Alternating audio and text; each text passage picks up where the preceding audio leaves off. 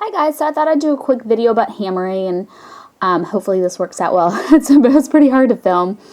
I think I'm going to cut out the sound when I'm actually hammering so it's not like really loud and hurtful to your ears. But I'm just using some 16 gauge wire so that you really see the effect. You can hammer smaller gauges of wire, but I think it's just more noticeable with thicker wire, so I want you guys to really see what's happening and what I'm doing, so that's why I'm using 16 gauge. And I have something called an iron block, and I got it at Michael's. You probably can find them online, but they're extremely heavy, and so it might be cheaper to buy it in store just because of, shipping something so heavy might get expensive.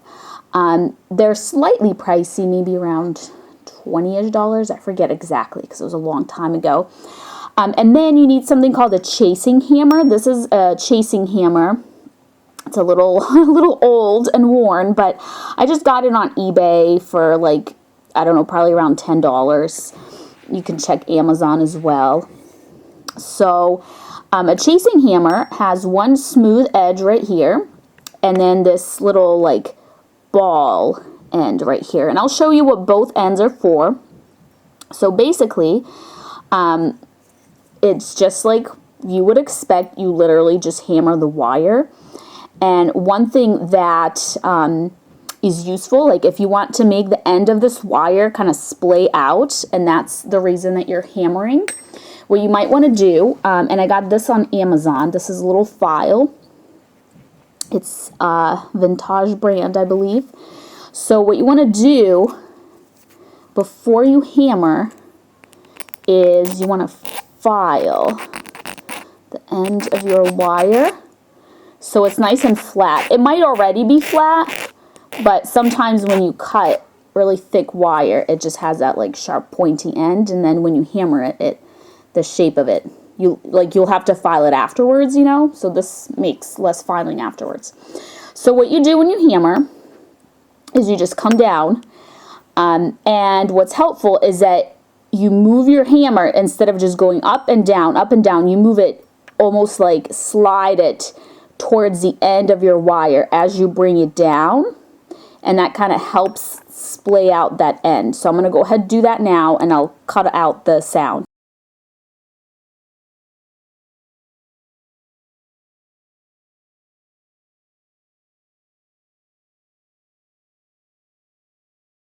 Alright, so here is the result.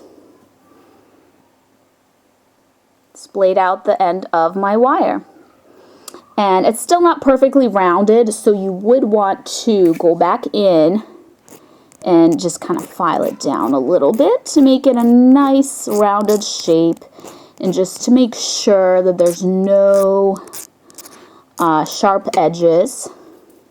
And usually the side, not the side that you were hammering on top, but the other side usually looks better, because when you bring down the hammer, like I brought it down at one point and made like this little dink. I don't know if you can see that? So the other side, I'm sorry, my nail polish is terrible. I should have taken it off before filming. So this side looks smoother, the side that was on the iron block. So that's how you make this sort of hammering situation. And another thing you can do is you can make a little loop, and you can hammer that. So I'm going to go ahead and do that for you. And in this case, you don't really have to move the hammer in any particular direction because we're just flattening the curl out. We're not trying to like splay the end out necessarily.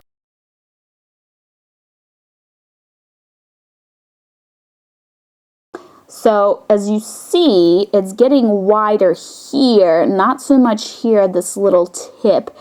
And that just has to do with where the hammer hits it. So if you want the thing that you're hammering to be even all around, what you want to do is you just want to move it all around as you hammer.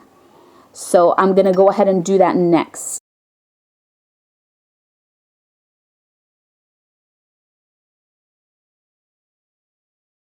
So because I did that, it kind of changed where the hammer hits it as I moved it. So now it got wider here in the little tip of it.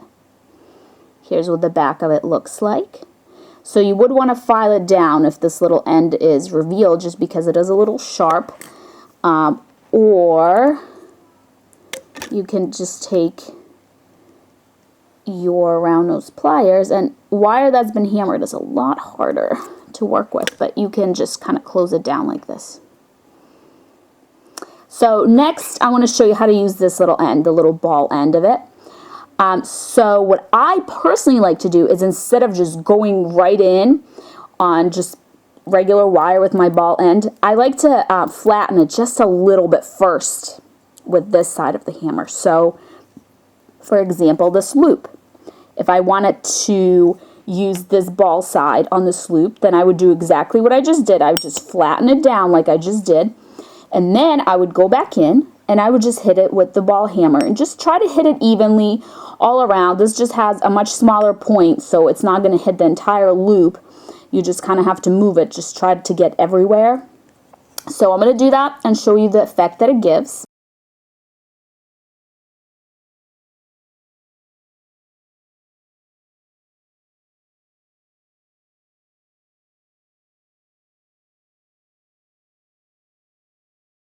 So when you do that, it gives it this really neat bumpy effect. And it's especially cool if you oxidize it, because when you oxidize something, it basically tarnishes it, and then you polish it up, and like the deeper crevices stay darker, because when you polish, usually you just polish like the ones that are sticking up. So it basically gives it more dimension, and it's even more noticeable that it has these bumps. So that is it. That is hammering, just kind of the basics of hammering. Hopefully that was helpful to you, and thank you so much for watching. Bye.